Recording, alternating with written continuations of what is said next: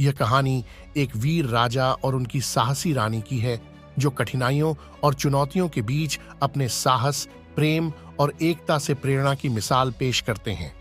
जब ऋषि दुर्वासा के श्राप के कारण उन्हें राजपाट छोड़कर वनवास जाना पड़ा, तब राजा और रानी ने अपनी बुद्धिमत्ता और पराक्रम से हर बाधा का सामना किया। रहस्यमयी जंगल, खतरनाक दैत्य और कठिन परिस्थितियां उनके साहस और धैर्य की परीक्षा बनकर आईं। इस कथा में प्रेम, बलिदान और संघर्ष के साथ प्रकृति की सुंदरता और खतरों का रोमांचकारी चित्रण है। यह एक ऐसी गाथा है जो हमें सिखाती है कि जब हम एकजुट रहते हैं और साहस से काम लेते हैं तो कोई भी चुनौती असंभव नहीं होती। एक समय की बात है, एक खूबसूरत राज्य सूरजगढ़ था। वहां के राजा वीरेंद्र बहादुर और प्रजापालक थे और उनकी रानी कल्याणी बुद्धिमान और अत्यंत सुंदर थीं। उनका महल किसी स्वर्ग से कम नहीं था।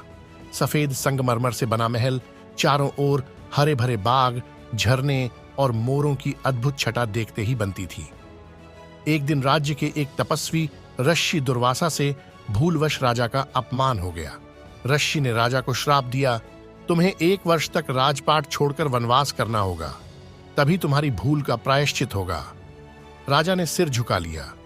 रानी कल्याणी ने भी राजा का साथ देने की ठानी और दोनों राजमहल छोड़कर घने जंगल की ओर चल पड़े। जंगल बहुत ही सुंदर पर खतरों से भरा हुआ था। ऊंचे ऊंचे पेड़, शेर और भालू की दहाड़ और रहस्यमयी आवाजें सुनकर रानी को डर तो लगता, लेकिन राजा का हाथ थामकर वह खुद को सुरक्षित महसूस करती। एक रात जब राजा और रानी झील के किनारे आराम कर रहे थे, अचानक झाड़ियों से एक बड़ा शेर निकल आया। शेर ने रानी की ओर छलांग लगाई। राजा वीरेंद्र ने तुरंत अपनी तलवार उठाई और शेर का सामना किया। भयंकर युद्ध हुआ, लेकिन आखिरकार राजा ने शेर को मार गिराया। रानी ने राहत की सांस ली और राजा की बहादुरी देख उनका प्यार और गहरा हो गया। वनवास के दौरान राजा और रानी ने एक दूसरे का सहारा बनकर कई मुश्किलों का सामना किया। राजा जंगल से फल फूल और शिकार लाते और रानी उन्हें जंगल के फूलों से मालाएं बनाकर देती। उनके दिन जंगल की खूबसूरती में बीतने लगे। एक दिन जंगल में रहने वाले आदिवासियों ने बताया कि एक भयंकर दैत्य वहां आतंक मचा रहा है। वह गांव के लोगों को पकड़ लेता और विनाश कर देता। राजा ने फैसला किया कि वह उस दैत्य को हराकर लोगों को मुक्ति दिलाएंगे। दैत्य बहुत बड़ा और शक्तिशाली था। उसके पंजे लोहे जैसे कठोर और आवाज भयानक थी। राजा ने अपनी तलवार और अपनी रणनीति से उसे मात देने का संकल्प लिया। रानी ने अपनी बुद्धिमानी से एक योजना बनाई। उन्होंने जंगल में एक गहरी खाई खुदवाई और उसे पत्तों से ढक दिया। जैसे ही दैत्य ने राजा पर हमला किया, वह खाई में गिर गया।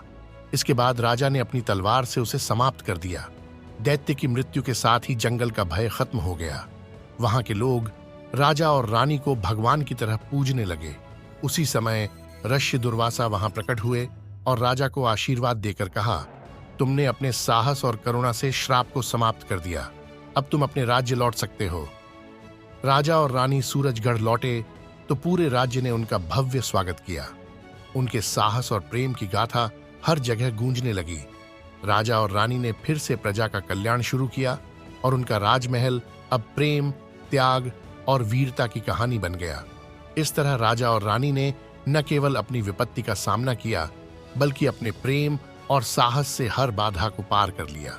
उनकी कहानी आज भी सूरजगढ़ के हर कोने में गूंजती है।